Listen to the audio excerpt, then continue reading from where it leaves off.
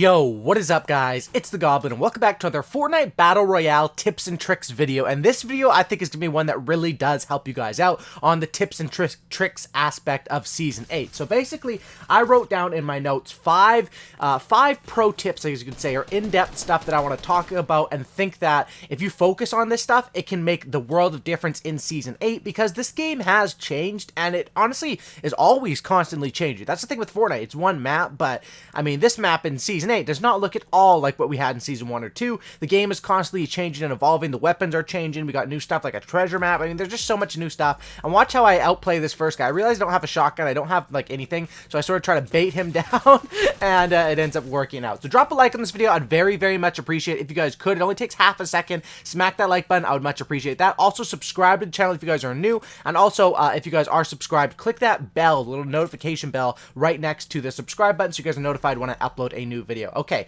Also, my supporter creator code, TheGoblinYT. Thank you to everyone using that. And let's get right into it. So, first thing we have to talk about, the first couple of tips here are more in regards to inventory, shields, what you want to carry in your inventory there, treasure maps, you know, getting better upgrades on your guns. And then the stuff we'll talk about in a few minutes towards the later aspect of this video is all around mats, building, build fights, and positioning and winning games. Okay? So, let's get right into it and talk about it. Now, the first thing that I want to talk about is the aspect of carrying shields in Season 8, because if you guys haven't seen my latest videos already, I basically talk about how I think that you don't, I mean, glider redeploy is super nice, and while you don't need it the whole game, when it comes down to the top 20, top 15, I pretty much always use the glider redeploy just because of the freedom that it gives you and the fact that you have such an advantage, and if you don't have it and you're in like a 1v1 at the end and the other player has it, you're at such an extreme disadvantage. I talk a little bit about that, or a lot about that in my last upload. So glider redeploy, I want to reiterate and talk about that right here, is that yes, I do recommend carrying it. However, that doesn't mean do not carry shields. I see a lot of people thinking that since you get 50 shield per kill or 50 shield slash health, depending on what, you know, your position that you're in, that you shouldn't carry many shields as much. And, you know, obviously a lot of people still carry one shield slot, but I still think carrying two is not that bad of an idea, depending on where you're at. When I'm in the top 17 like this, and by the way, it's a pretty nice gameplay here I got the other day, just a solo win. But when I'm in the top 17 like this, I'm probably going for, you know, at this point I might as well be going for the win. I want to carry the glider redeploy because most likely from the top 16 or top 17 to the top 5, you're not going to be looting too much unless you kill a person and they have it, which is just sort of complete RNG. You can't really, you know, unless you're specifically just hoping that that person has glider redeploy, you really can't control that, right? So my tip here is glider redeploy, always carry it late game. Trust me, if you're having trouble winning late game, carry it. But at the same time, double shields or single shielding or double shielding is not a dumb idea, especially more early game. I'm talking like 40 left, 50 left, because some fights, the 50 per shield and or 50 shield and health is awesome, but when you're fighting good players or good builders, sometimes you don't get that shield, and fights can go, you know, a long time without officially finishing off that kill, and that's why I still think 50 pots and stuff are more meaningful. But like I said, you're gonna have more room, and I would carry them more mid game. I double up on shields is not that big of a deal, but when you go into the late game, I'd recommend probably having, you know, 3 weapons, 1 utility, or maybe even 4 weapons, depending on if you want to launch or a sniper, and then some shields. All right, so that's my first tip. Next thing we want to talk about here is basically the treasure maps, and the fact that with the treasure maps and supply drops, now this goes into looting as well. Like I said, this first bit of the video is about looting and your inventory, so I talked about glider redeploy and shields, but at the same aspect, they've also changed quite a few things in this game in regards to how, well, first of all, the treasure map item is brand new, and I got it earlier in this gameplay, and you can see it pays off because look at my inventory.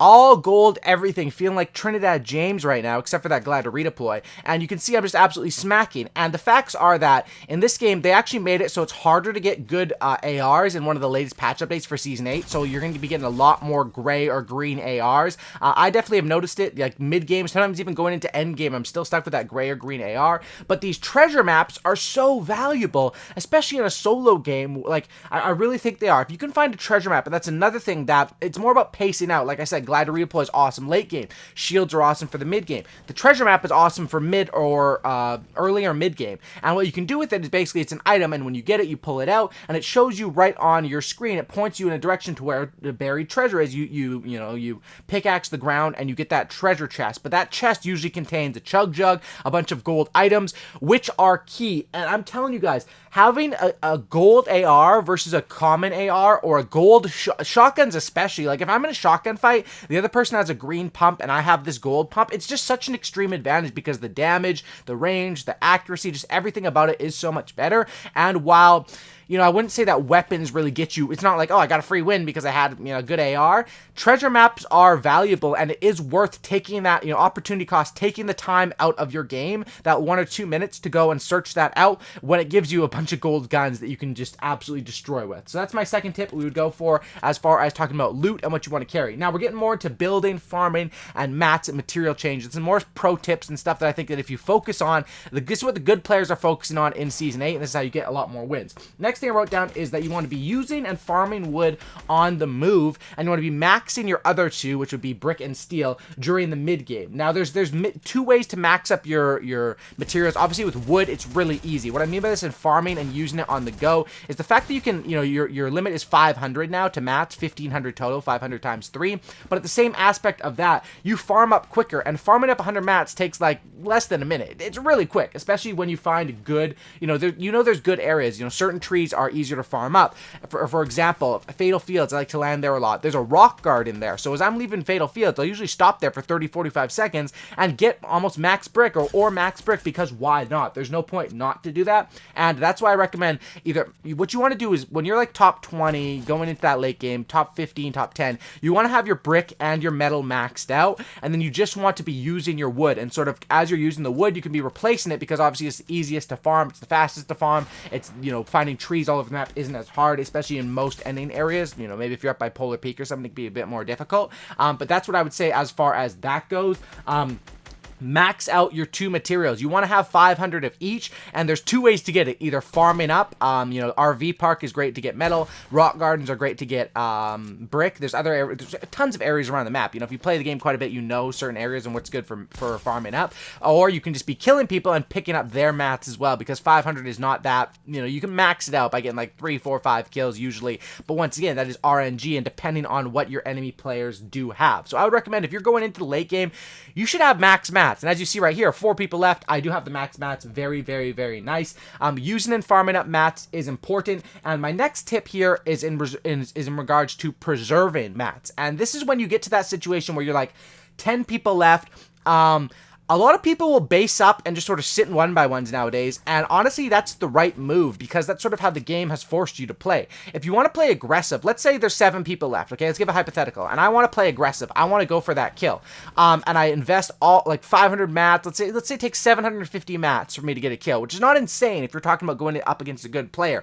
That player also burns through his mats, and then by the end of it, you know, he doesn't have, let's say he doesn't have any mini mats that I can pick up, and I'm sort of low on materials, then maybe I also take damage as well. The risk reward on that was pretty bad, because, you know, if I preserved my mats, there's obviously going to be a couple players camping or preserving their mats for the late game. So that's the right strategy, I think, for Season 8. It kind of sucks because you can't play as aggressive late game just because of, not because of the health and shield, that is great, but because of the material caps. You can see here, this is the way that I play it, is I go to the zone, I build up a base here with metal because obviously it's reinforced, and I just sort of, I have the early rotation. This is a strategy I talk about a lot, and then enemies are sort of rotating to me. But that's what I would say as far as preserving your mats.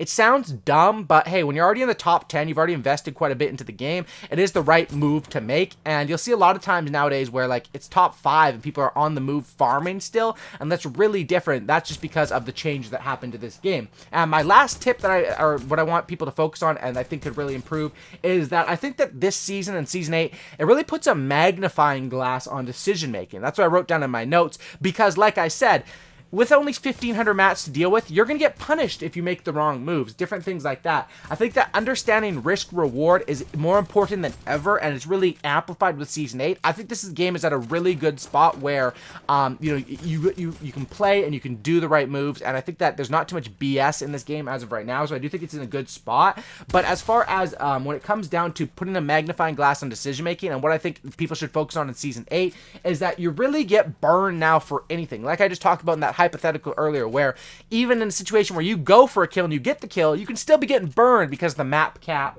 or different things like that, the fact that most players are decent builders as of right now. So understand risk reward. When you get to a late game scenario, understand peeking. A lot of times I'll peek just to try to get some damage in, and I'll get sniped by a third party, and it's like, yeah, that's just stupid. I was aggressive because I spent 20 minutes in the game or 15 minutes in the game, and I just blew it because I wanted to get some shots in and damage on an enemy. So it's smart to do, but make sure you're covered up. Make sure you're making your smart decisions. When you are peeking, it's a risk-reward thing. You're risking being sniped, but it's the right thing to take damage or to do damage. Mats, when you're using mats, it's because it's a build fight you have to win, or you're trying to get positioning. And it's the same thing with kills versus wins in the late game. If you have 10 kills with 3 people left, you might just want to chill. If you have, 8 kills with 5 people left and you want to go for that, 12 bomb, you're gonna have to play aggressive, right? So it's all risk reward, and I think that these are pro tips and stuff that really good players are focusing on in Season 8, that if you do as well, your inventory, your materials, and your decision making, such huge aspects. I hope this video will help you guys out. Drop a like, subscribe, I'll see you on the next one, and I'm out. Peace.